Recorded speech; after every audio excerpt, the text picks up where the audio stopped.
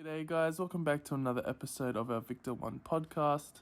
So in today's episode, Jack and I will be discussing about how we fell in love with aviation, why we chose our degree, and what to expect along the way. So without further ado, we'll get started with Jack and his unique story.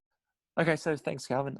So in terms of how I got into aviation, it was, I suppose a lot of people go through this as well, is that I never really had anyone in my family or extended family that was in the aviation industry itself. So it wasn't really sparked through that. It was more so just through just my uncle randomly. He had a copy of Microsoft Flight Simulator 2002 and said, "Do you want to play?" And yeah, it's really pretty much just from there, just doing every single time I came over, playing that, and then getting my own copy, and then pretty much just delving it through from there and just being curious about learning different things.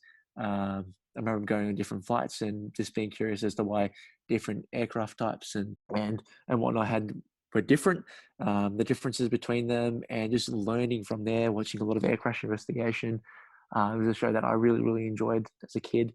And then, yeah, really just as I got older through early high school and whatnot, buying different types of payware airplanes for my flight sim and just learning how they operated and learning all the nuances associated with that. I'm sure I made many, many, many errors along the way and what I was doing, but that's pretty much just what sparked it from there. And from that, that's where I suppose, ambition to be an airline pilot really came from. I've never really considered, this is probably naive of me, but I've never really considered doing anything else. It's something that's stuck with me in my entire schooling career. Obviously, there are times where I've like, oh, if this doesn't work out, I might do this, but that's always been my primary sort of goal there. And it's something that's stuck with me through all of my high schooling. And then when I got to around year 10 or thereabouts, when people were like, you got to start considering about what to do with your career. I went and saw the careers counselor and was like, oh, I really want to do this. And she actually referred me to not UNSW, but to Basair. And I remember going to one of their information evenings and whatnot. And just through not only that and just speaking to other people, I, for some reason, got off that idea and finally came across UNSW. I remember just off by chance, just doing some research online. I came up at the time that they had this opportunity with QantasLink. It wasn't called the QFPP. I think it was just a QantasLink partnership to become a QantasLink approved student at UNSW. And obviously that provided you with immediate employment post flight training at UNSW. If you're obviously fortunate enough to get there and you're good enough to their standards. So that appealed to me because there wasn't a guarantee of any other job at any other flight school. And not only do you also get a degree at UNSW as well. And it's a very structured training program, and it's geared to get you to that airline sort of pilot standard. You also get your ATPLs at UNSW as well. So that's pretty much why I decided to go there. Even though you don't get any HEX payments, I felt that the benefits that you can acquire at UNSW far exceed what you can get at other flight schools. In terms of what other flight schools I also considered, if I was to not go through UNSW for some reason, if I was back then again, I probably would have gone to FDA just because of the training they offer there as well. But in terms of UNSW, that's why I chose them. Obviously now with the advent of COVID, that the QFPP is probably something that is not a viable option anymore and something that probably won't happen. That's okay because there are obviously a variety of different other avenues you can go down, which are obviously very, very beneficial and just as good in that respect as well. So what to expect, what the course structure is like as a flying student, and just to, I suppose, why I chose the bachelor degree as opposed to grad dip is that I've always wanted to be a pilot. I've never really had that sort of, I don't know, interest in the management side as such. That has grown a little bit since from doing some of the theory courses you did first year, but it's just something that I wanted to do, get as done as quickly as possible. And the aviation flying degree offers that in 3 years, which is the shortest way you can. So that's pretty much why I did it. And it also gives you the chance to do some flying electives at the end and provides ATPLs as an integrated format as well.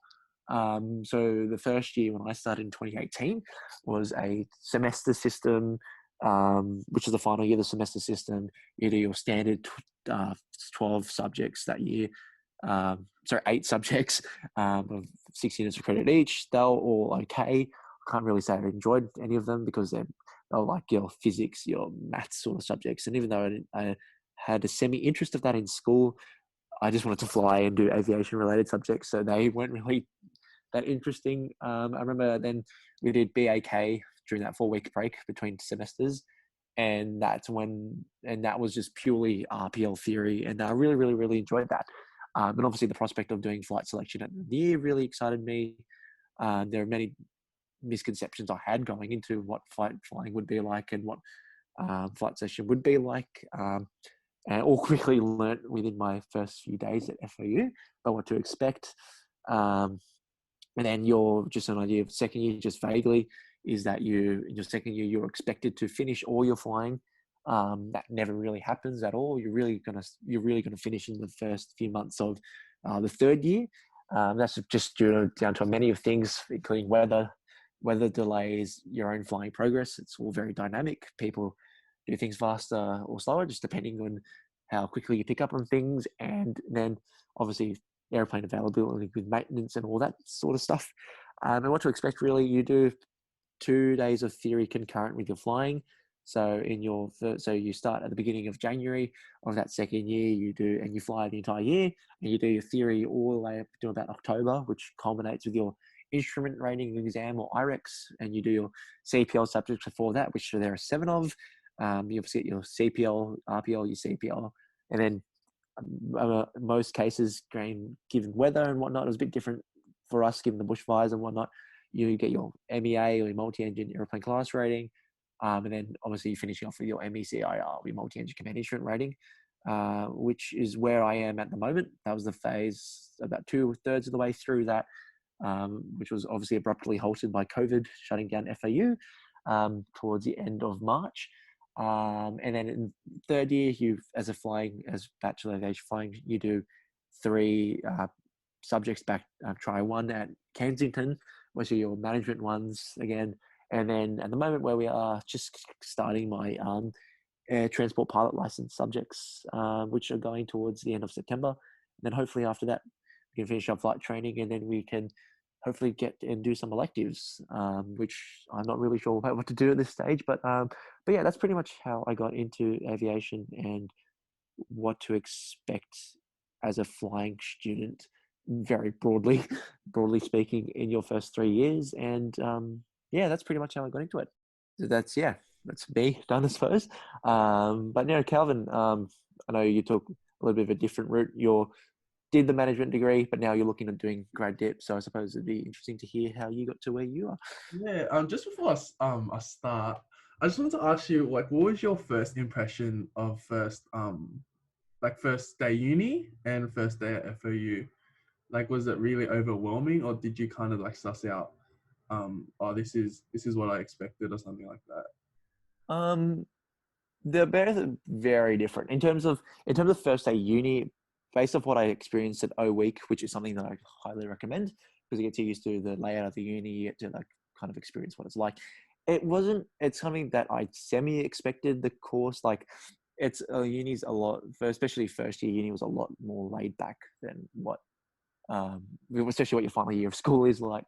And it's more of an opportunity my first day in particular is just trying to get used to everything. Maybe it was kind of overwhelming at the beginning, but then as you get to know people and you start to become friends with people, it's not as bad. In terms of the flying operations unit, that's something that I didn't really expect, particularly with my first day at FOU was the first day of flight selection, which is at the end of the first year. And it's a completely different environment to what uni's like at Kensington. It's a lot more regimented. It pretty much feels like a school environment because you have to call all the instructors by their surname. It's a lot more regimented, and it's a lot more of a professional environment. That's what I felt when I initially got there. It does feel a bit overwhelming, especially, and then you go there seeing all the aeroplanes and whatnot. It's very exciting going there. And I remember the night before we started flight selection, I couldn't really sleep because I was that excited to get going. But yeah, they're 2 completely different environments. The flying operations unit is more like a school environment again, classrooms, you have to wear uniforms, whatever, all that stuff. So it's just a completely different sort of environment to what you expect at Kensington.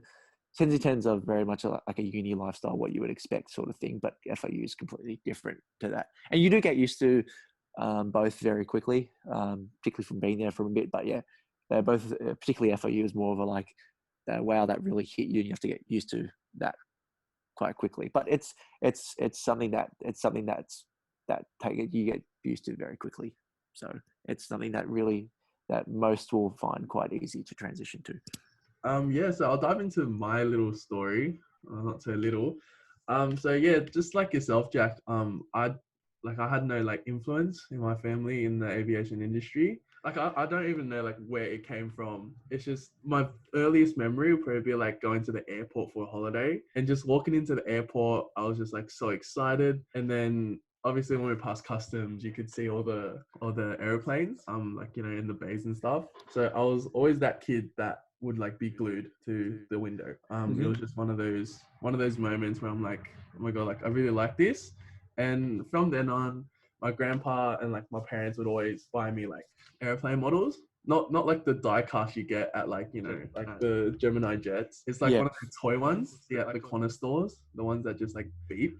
So that was I think my first aviation toy. Further down, like fast forward to high school, early high school, I was like, I want to become a pilot, but I wasn't the sharpest tool in the shed. Studying was definitely not my strength. So, and on top of like, my grandpa and my mum saying, oh, you have to be really good at maths, you gotta like be really good at physics, which things I didn't do in high school.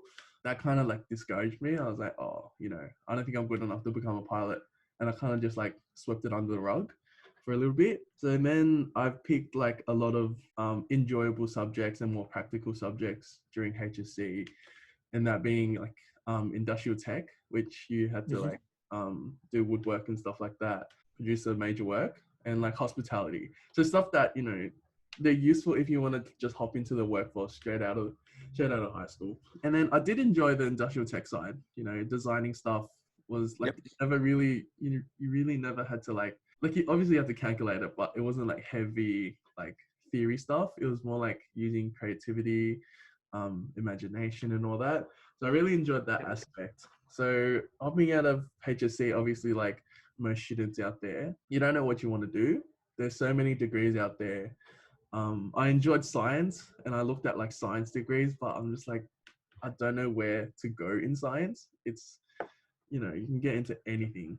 And then usually people branch off to like medicine or stuff like that, which was something like I had no interest in. I didn't think about business because it just wasn't every time I hear the word business, I'm just like, nah, I'm out. And then so I came across industrial design at Western Sydney. So I was like, do you remember when HSC released marks before they released ATAR the day before? Yep. So they sent us the marks, and I got so hyped up. I got like high 80s and like high 70s, which was like band six, like almost band sixes and band fives. Actually, I got 1 mark, but like 1 mark below the next band. So I got 89, 89, 88, 79 or something like that. So I was kind of like hyped up. I'm like, okay, all right. So like surely something around like the 80s ATAR. I got the ATAR the next morning.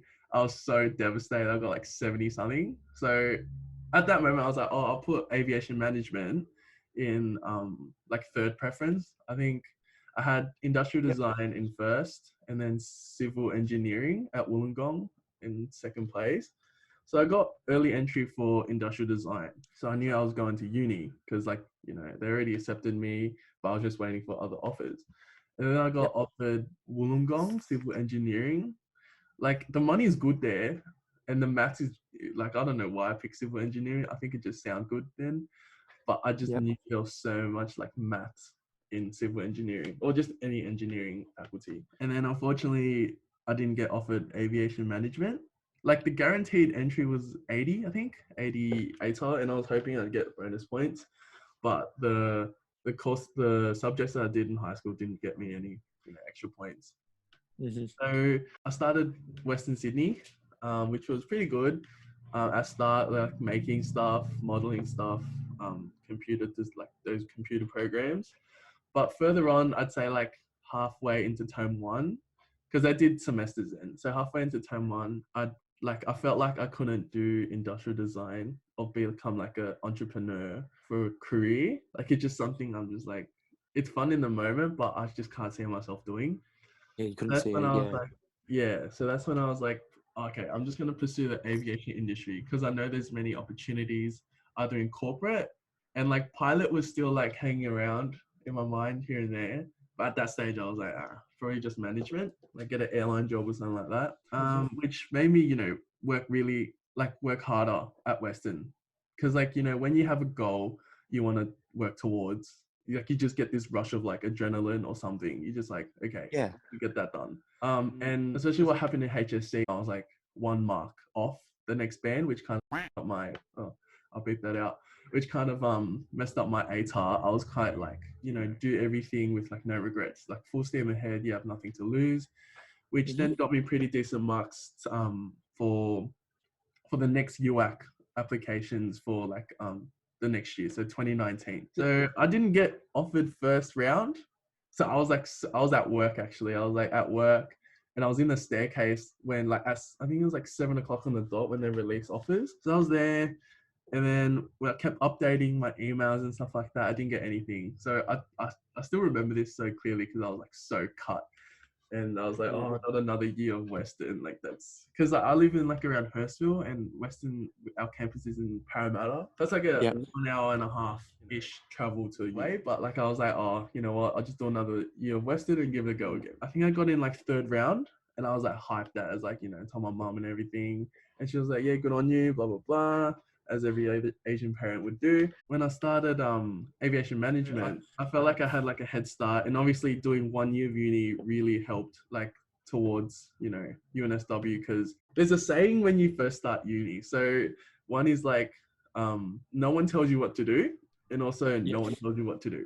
So that's one of those things I've learned at Western. I was like, oh, everything's independent. You got to find your sources yourself. And like for a tip for every first year student out there, make friends. Like even in like the cohorts above, because obviously applying for subcoms in my first year of management, that opened my like circle up to like second and third year students, which they give you tips on like what to expect in certain courses and like different pathways you could take with the management degree. So definitely grow your connections and network, because you never know, you might like your classmates now might be your boss or your colleague or something like that. And then for flying, in terms of flying, I was like, I don't think I want to do grad dip with my cohort. I want to at least finish my management, so the workload is a bit smaller, because you finish all your management, you just focus on flying.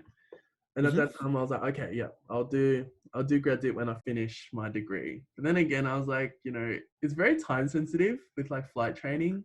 You'd want to get as much time out of it. Like you don't want to be wasting another 2 years and then start your flight training. So then I told myself, like I had like a slight small phase of like, okay, wake up, because I was just in denial of like, oh, I'm not good enough to become a pilot. So I kind of just like told myself, you have nothing to lose.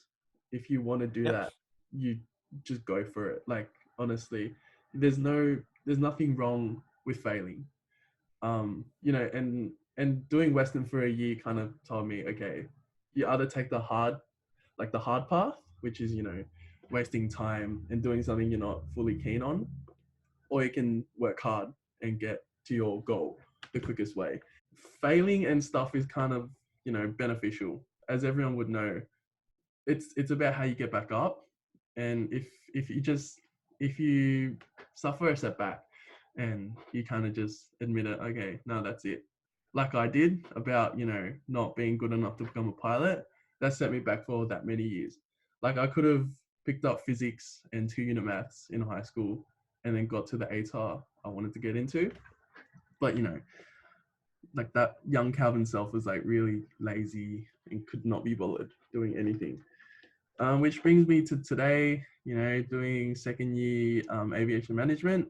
Just recently passed my graduate interview. So hoping FOU opens back up, we should have flight screening at the end of the year, which I'm like super excited for. Yeah, pretty much it for my little story. Oh, So wow. No, that's really, I suppose people will learn a lot from that because it's not only was it really inspiring, but I suppose it shows you how important it is to follow if you've got a passion for something, irrespective of the way it takes you or what it takes to get there. If you put your mind to it, you will get there in the end. Even if you think there are different roadblocks or barriers along the way to getting you there, if you put your mind to it, even if you think you can't at certain stages, if you do try and have a lot of resilience there, which is also another really key thing, you will get to where you are today. And it just shows you from your story there, from everything you've had to go through to get to now, and how like you're just about to start your flight training, you've got into management, and you've met all these amazing people along the way, and friends you have and whatnot. It just shows you the benefits of persevering and just following your dream pretty much. And look, it just shows you from where you were three years ago to now you're just about to start flying and following your dream to pursue a career as a pilot and someone in management as well. That was really inspiring, and I'm sure a lot of people will learn a lot from that, Calvin. So thanks for sharing that. because one of my friends I met in high school, he's always like, oh, I want to become a pilot, but now he's kind of just like forgotten about it, and he's like, Yeah, I'm not that material, and like being in that situation, I told him like there's something that I just tell everyone if they don't want to if they don't think they can do something, like you don't have to be the smartest person to become a pilot, and we all know that. Like you've seen people just grow from what they used to be to like now successful pilots at Qantas, Virgin, and all those big airlines. Like everyone has their own little story, but I just personally believe that if you're passionate for something, like nothing can stop you. It just takes that spark to kind of light up and you know just keep fighting for it, even though you do so many like setbacks and stuff like that. You'll get there at the end. You just have to believe that you'll get there at the end. And there's just a quote that just sticks in my room nowadays. Like I just look at it every time I feel like I can't do something or like study's getting hard. Let me find it. So when everything seems to be going against you, remember that aircrafts take off against the wind, not with it. So that's one of those little aviation quotes that I've like, that's so good. So yeah, so people out there who are like, struggling with, studies or thinking of becoming, it's not just, aviation, like with everything you do. So there's nothing really stopping you. The only person stopping you from achieving what you want to do is yourself. exactly. But yeah, that's all I have to say for that one. No, I think you've summed it up very, very well there, Calvin. A lot of people will learn a lot from that. And I suppose one way I can go for there for those guys who are, I don't know, about to start flying or who are in flying at the moment is, I'll actually touch on one of your points first. Finding, I suppose, making friends within your degree and finding them. Not only is it really important because I think it's also good to have a healthy mix of having your schoolmates and then obviously your uni mates, but particularly when you go into like aviation, and this is more for the flying guys, and obviously this is relevant to the guys doing grade dip and yourself as well, Calvin, is just finding those friends and making those mates in the course, especially with flying because it's a very, very small course. I'm talking about less than about 30 people per year group. Because it's such a small course, it's really, not only is it easy to make friends, but it's really beneficial. Like most of my closest mates now that I have and that I spend a lot of time with are guys that I've met in flying. I owe pretty much everything that I've achieved in this degree so far to the guys that I've met in flying. Like a lot of them now are my closest mates, and that I do most of the things that I do with them now. And yeah, they're just through helping. It's like a family environment there, just through everyone you meet, and everyone helps each other get through everything together. And that's really, really important because there are definitely times that you go through in your flight training in particular, or just in general, that you find really challenging and whatnot, but they just lift you up, and everyone helps each other so much. And yeah, no, just through the people you meet there and having those people in the degree just really, really help. And yeah, no, I owe a lot to what I did or to what I've done so far to them. They definitely helped me, and I definitely couldn't have done it without them. So no, that is just to make a point. It just shows you how important it is to just meet people there, talk to people, because not only is it just good just to have other people doing the degree with you, it's just that having those guys that you can speak to and it just having that support network and being able to help each other out is just really, really important. And yeah, and that's one of the things that makes FOU and flying in general unique to what you get at Kensington, is that just everyone, is that how close you get with everyone. It's not like school where you're necessarily thrusted together because you live in the same area. It's like you're thrusted together because you have the same interests. So everyone has that same sort of same mindset. Everyone thinks in the same way. Everyone has like the same sort of interests. So that makes it really, really easy to get along with everyone. And yeah, they're those not only your fellow like classmates and whatnot, but even like the theory instructors are awesome. They're all really personable, and they're really easy to talk to. You never really feel like you're left alone. They're all so willing to help you out, and irrespective of what you ask from them, or what you're like, if you're going through something, they will be there to help you. And just having that whole support network and everyone at FOU and all the other flying students there, because I think it's all one thing I've realized is that because it's flight training is something that you don't really know what to expect unless you do it yourself. So of course you've got like your family and like say your schoolmates and whatever, but they don't really know what you're going through, so they can't really provide the same sort of like advice, or they can't really, I suppose, empathize in the same way as what like people who do flying as well. So no, that's one of the things that I suppose makes UNSW flying unique, and just doing flight training as well as just through all the people you meet and how supportive everyone is. And it's like a journey, a collective journey that you all go through. Sure, that you all want to get to different places, or you might have different ambitions, but everyone helps each other go through these various milestones, and everyone will pull out limbs or do whatever they can to help each other get there. And I think that support network and having them there as some of your really, really close friends really does help. And I can't thank them enough for some of the things that we've got through together, and it's something that I wouldn't change the world for. So yeah, that's one of the things that I suppose that I really enjoyed about FOU. But one of the pieces of advice I'll give to those who are about to start, or even first year, especially now, considering that we've been at home most of the time, is that when you get back, just try and make as many friends as you can, because not only will you probably become really close friends with them, but it's just beneficial of it's just being in that family environment makes it feel really inclusive, and it makes some of the tasks that feel really hard to get feel more attainable, because it's something that you're all going through together. And as you see each other progress, it's not only really rewarding to see them achieve various milestones, it gives you yourself motivation to do the exact same thing. So that's one of the things that I would say is really important. Just to give you an idea, I suppose, of what type of flying you'll be doing in the second year.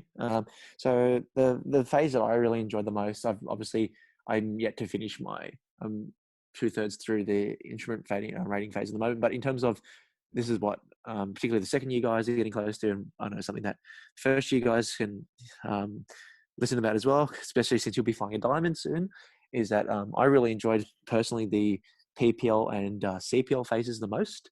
It's mostly because you start going away from actually Bankstown for once, and you start exploring different places. Particularly the CPL phase is when you start really doing those long solo pilot command navs, which are really fun for a variety of reasons. You rock up to FAU that day and you're given a slot time to come in, and it's like you get your track. So especially this is in the CPL phase, they give you a track that you have to plan within 2 hours. And it's like, and they give you some random track. I remember one of them was like, you have to track to this place called the Ranch, which is this little homestead all the way like past like Singleton up north there, more to the northeast of Mudgee there. And they give you, and one of the things I really enjoy is that they give you like tasks to do along the way. So I remember that day, it was like, you have to find this property at the ranch, and then you have to do some turns over it, surveying around there, and then you have to go to different airports to drop off some clients and whatnot. Really, really fun. There might be a diversion. You have to go to a different airport. You have to do this, and it's just good because, you then have to think on your feet. You have to think, oh, I have to divert here now. I have to get up my earth. So I have to look up this airport. What do I have to do? How am I going to join the airport? A lot of things that along the way you didn't really expect to get before you started, but then now you have to do. Or you might get an engine, or it might just be like, oh, you got an engine failure now, so you have to go do PFL somewhere. But I suppose the most enjoyable part of my CPL phase was the flyways, which is when you go down to Moorabbin, and then the following weekend you go up to Archerfield. And that's really good because you get to go down with about 5 or 6 other of the flying guys, and you take 6 diamonds down, fly them by yourself with an instructor who goes down in a Seminole, follows you. And yeah, I remember the first day we all departed you get there on a Saturday, it's on the weekend. You get there, and then we all departed, went down to Albury, which all of this airport we never really got to before. And I remember on the way down, we got a task. So mine was to go low level from, I think, Beam, like Crookwell, to a place called Holbrook, which is one of the inbound points to Albury. I remember we went to Albury that day, and I don't know, for whatever reason, that controller was just not in a good mood at all. And it just, I don't know, for some reason, I think most of us made some sort of error when we made an inbound call. So it just really contributed to him getting angry. And I remember one stage he gave me some instruction, which I did completely stuff up. And then, yeah, he really lost it to me over the frequency. But yeah, I remember when we landed there, and then we all like lined up the Bowser. And there's this one guy from Oberon Surveying Company in his 172. I didn't even know there was an airport there, but apparently there's a surveying company up there. And he comes down and he just completely cuts the line in with us, all lining up the Bowser. We all go there first. He completely cuts the line and then has a go at us for blocking the Bowser. He calls the airport security guy. This van comes down and starts taking photos of us and whatnot. And then so then that happened. And then particularly the next day, I remember at Moorabbin, when we all departed, it was like all these it was really, really windy and turbulent that day. There are things called SIGMETs, which are essentially things that alert you to serious weather or to like adverse weather. That day it was turbulence in Moorabbin. And I remember they were using runway 35 because the wind was essentially directly from the north. And I remember when we were walking out to the planes, not only was it a challenge to get there, but then we had to go pack everything, all the tie downs, everything, put it in. And I remember when we departed, you're meant to stagnate your departures so you don't all get to places at the same time, because you pretty much all go to the same place because we're going to Wagga. And we all departed at the same time, and just made a lot worse the fact that it was really, really turbulent. And I remember just like, you just be going along and you'd see the guy in front of you and you just see him get absolutely destroyed by this bit of turbulence. You just see him rocking all over the place. And then you're like, oh, I'm just about to go through that, aren't I? And then it just hits you, you go all over the place. And we ought to stay lower, because you can go about 2,000 feet, because it's like a coastal route that you depart westbound. When you depart Moorabbin, you go to a place called Bacchus Marsh. And then all of us had to stay low because we were so scared of infringing on the airspace, Melbourne's airspace above us. And then because we all departed at the same time, when we left that, we all wanted to climb to get out of it. And I remember I wanted to do the same thing. I just looked above me and I saw this diamond above me. I'm like, I can't climb now. So then you have to stick it out a little bit longer. And then also I remember one of my mates who was behind me. He said he saw me go over the township, and you're meant to make a right-hand turn because you have to go to Bendigo. And I made, for some reason or another, I made my calculation for the track to go to Bendigo was just completely off. And I went about 45 degrees left of where I should have been. So he just saw me fly up, and there's a really good screenshot he took on Flight Radar that has my diamond about like 20 miles due west of where everyone else was. And I didn't realize until I got to this township, I'm like ages away, and then I had to come back inbound and whatnot. But I suppose one of the things in terms of exploring regional New South Wales, again, especially when we went to Archerfield, when we had to go through Tamworth. We've been to Tamworth a few times before that, but then going all the way out west to Moree, and just seeing what the different landscapes are and how bad some of the places are, and just seeing all the different highways and whatnot, and getting tasks along the way. And particularly the most enjoyable nav VFR that I've done was departing Archfield, coming southbound, because that's literally coastal route. You go down the coast through Gold Coast there, all the way down the coast by Byron Bay. You go to Coffs Harbour, which again, the controller there, I don't know what it is about these controllers at some of these airports, but we just must have gone there when they had bad days. Coffs Harbour was the same.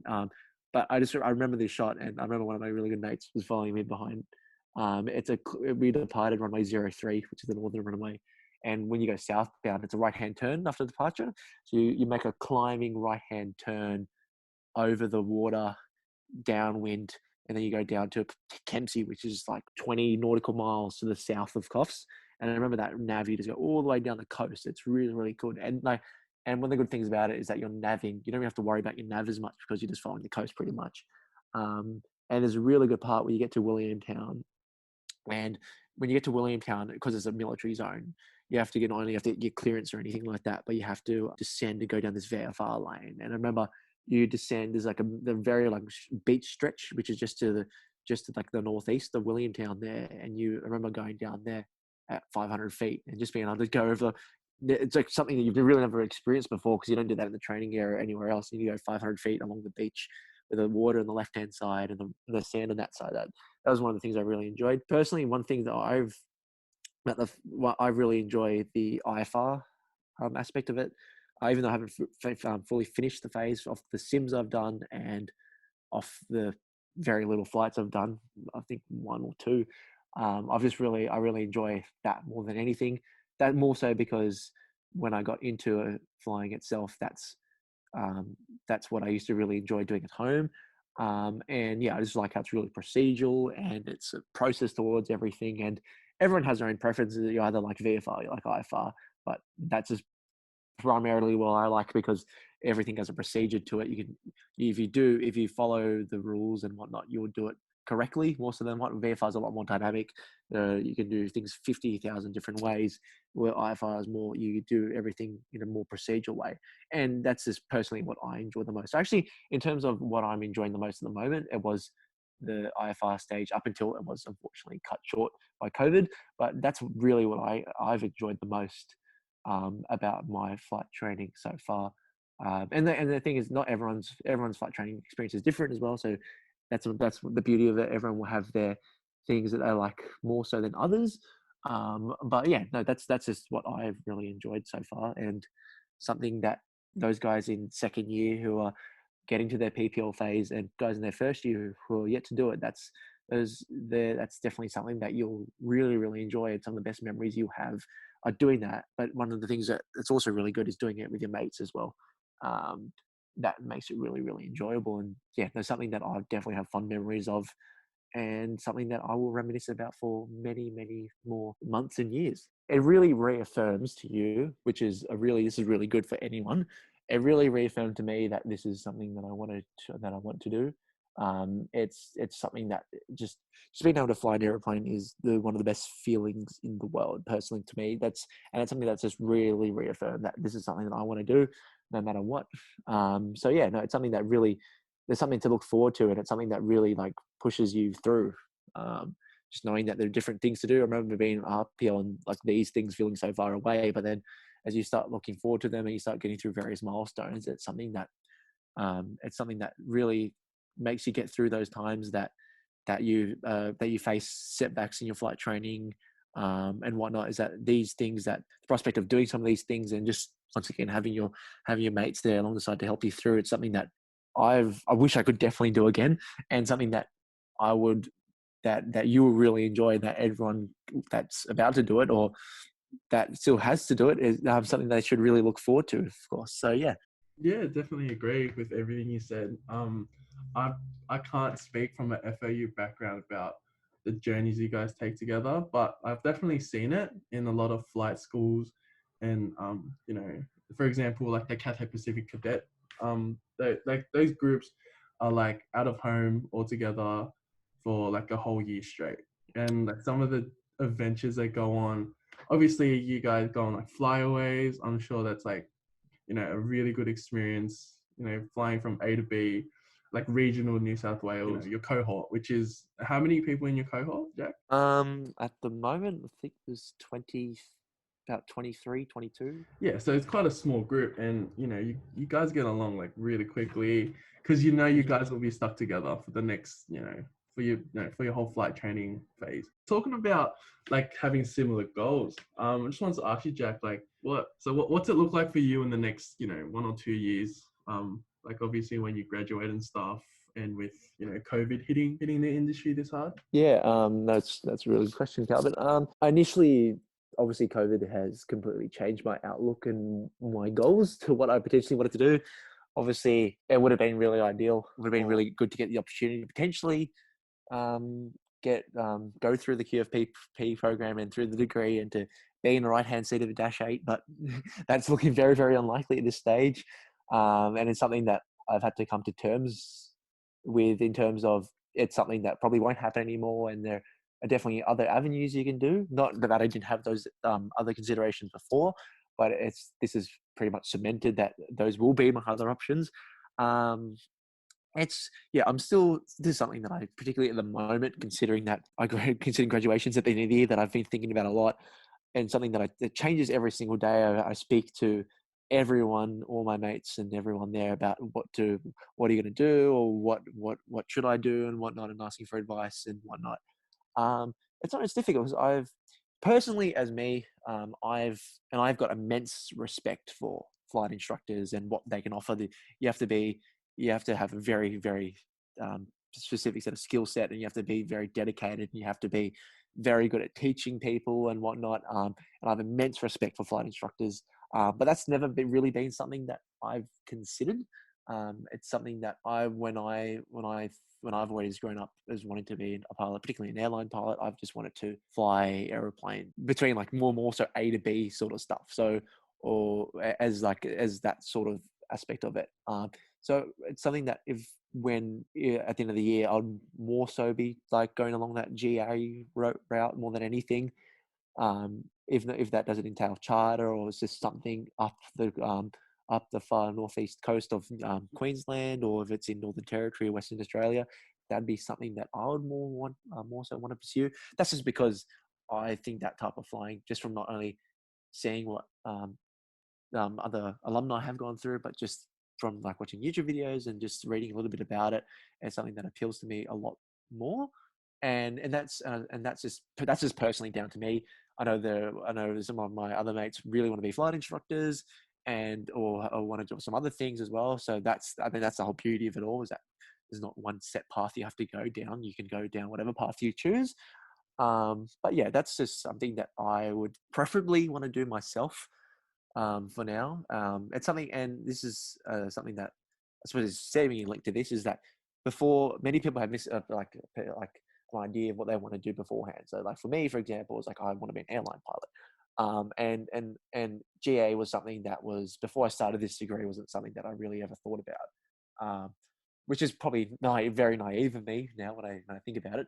But it's something that when you do the degree, you get a far greater appreciation for the different avenues in aviation. Particularly for me, GA airplanes and turboprops and those sort of things, I've gotten to get an appreciation of the benefits that you can receive from doing those different avenues. I think a lot of the experiences that you get, a lot of the skill sets that you receive are through those avenues as well. So that's something that, although it is I don't know, upsetting that the opportunities that initially presented as my major thing that drew me to the uni initially through the QFPP, even though that probably won't happen now. I'm excited through trying for the opportunities that arise after that, for the different avenues that I can potentially go down. So that's this, I don't know, my outlook or perspective on it, and that's probably what I'll be trying to do at the end of the year. But yeah, the beauty of it all is that if one thing or another doesn't work out, it's something, there are different avenues, and it's very dynamic. So that's one of the things that, even though the outlook at the moment doesn't look that great, it's exciting nonetheless. Right. In terms of like the difference between GA and flight instructing, which pathway you reckon you can get like because obviously you need your hours to apply for airlines, and that's what everyone Yep. aims towards. Which pathway you reckon you could like achieve the hours quicker? It's hard because I don't know, because I haven't actually done either of them myself. But in terms of what I've seen and what I've read, different airline jobs require different aeronautical experience and ratings, or experience on different types, or doing different types of operations.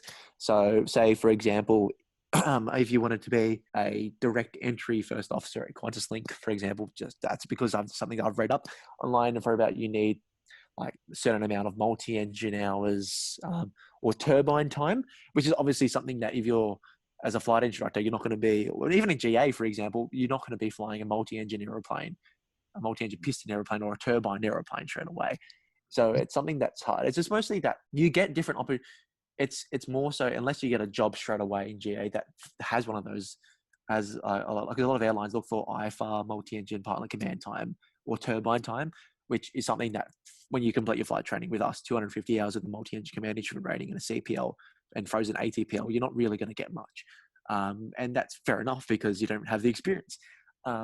Both avenues are really good because they give you hours that will enable you to get jobs that have those different qualifications. There's no better way to do it. Like if you're a flight instructor, it doesn't necessarily mean that you're limited by the fact that you're teaching people how to fly a single pilot, how to fly VFR in a single engine airplane. No, that's not necessarily correct, because then you can, from those aeronautical experience you get from that, you can then find, I don't know, a job in GA that enables you to then fly a larger aeroplane or a multi-engine aeroplane, or it even enables you to then teach on a multi-engine aeroplane. And if you do that for long enough, irrespective of what pathway you go through, really, you can get to different jobs that start getting you those qualifications or those hours that you need for an airline job. And that's the thing. And it's not even extending through what you can achieve in Australia. There are obviously jobs you can go for overseas, bearing their caveats in that, in terms of flight crew licensing conversions. You may have to sit some aeronautical theory exams again. But I know a lot of jobs in Europe, for example, you can get into the right seat of a jet like a 737 with the hours you get straight from flight training. It just means you have to go do some exams again and then get license conversions. And obviously at the moment, that probably is not a very good idea, because the European market's predominantly into European travel, and I don't know when that will start up again. But in a normal environment, that's something that you could also do. I know Cathay used to offer straight second officer training on their long haul fleet, straight from flight training with the hours that we have as well. So there are obviously a lot of avenues you go through with that. But in terms of your question of flight instructing and GA, they're really both, in terms of the opportunities, are limitless from both of them. And if you do both of them, if you stick out and do both of them, they're really, one's not going to really get you there faster, really, unless you're really lucky to get something in GA early that enables you to fly like a multi-engine aeroplane or a turbine aeroplane. It's just really the opportunity, the linear progression from both of them to getting to those are about the same. And not to mention, there are different airline jobs out there that they just require hours in general to get them. So it really doesn't matter. And this is something that I'll probably learn a lot more when I finish at the end of the year and I start actually getting into these industries, getting into these different pathways, is that I'll learn a lot more about this. But from what I've gauged so far, what I've spoken to some people about, it really doesn't matter at the end of the day. Just from what they've said to me. So yeah. Oh, interesting. Yeah, no, because that's like, not everyone can get into airlines. Obviously, it's one of those harder things to do, like straight out flight training. And, it's either bush flying or flight instructing. It's kind of hard to pick sometimes. Like international travel won't open up until 2023. But me personally, it's just such a vague statement. I'm sure certain countries will be, longer recovering than others, because they're like starting to opening up like borders to NZ. Are we? I don't know, but they're saying the next one might be, Southeast Asia market, which will bring back a lot of leisure traveling if people have that money still. Yeah, you're right in that. I think one of the benefits is that domestic travel will obviously open up really, really quickly. So in terms of I'm just going back to jobs again. In terms of that, will be really beneficial for jobs, post-flight training and whatnot. But yeah, no, everything, it's going to be a long process, undoubtedly. Like going back to what Stu said, it's last few weeks ago, it'll take a few years to recover, and especially the long haul market will see the retirements of many long haul fleets or many favored aircraft types. You saw that recently Delta retired elected to retire their 777 fleet, which is not even a very old fleet, still very modern airplane. So it just shows you some of the impacts there, and what to expect. And even in terms of Project Sunrise at the moment, that's been put on indefinite hold, and rightfully so. Yeah, it's something that, although it's going to be a long process, it's something that is happening now, and nothing you can do about it, really. Just got to really see what's going to happen. So yeah, that's all we have time for this week's episode. I hope you got something out of Calvin and I's respective experiences on not only how we got there, but how what to expect, and what the industry or things that you can experience post your training or post your degree I hope there's some things in there that resonated with you, because I certainly know that when I listen to other people speak about these sort of things, that I know I gain a lot from it, and there are many things that that I learn as well, and that resonate with me as well. So no, I hope you've enjoyed this week's episode, even though it's been slightly different. Yeah, be sure to follow us on Instagram and Facebook to get our updates on all our events and stuff. Next week, we do have 16 Right Media coming on the podcast, so be sure to keep an eye out for that. We'll see you in the next episode.